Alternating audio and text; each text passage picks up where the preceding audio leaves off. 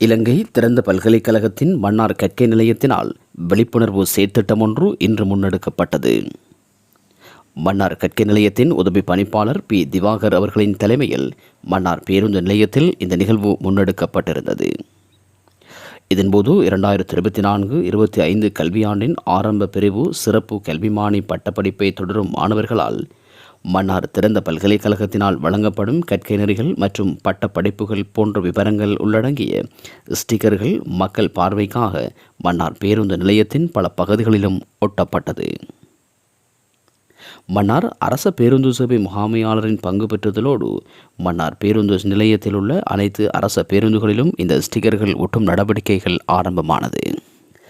தனியார் பேருந்துகளில் குறித்த ஸ்டிக்கர்கள் ஒட்டும் நடவடிக்கையின் பொழுது தனியார் பேருந்து சேவை முகாமையாளரும் பங்கெடுத்திருந்தார்.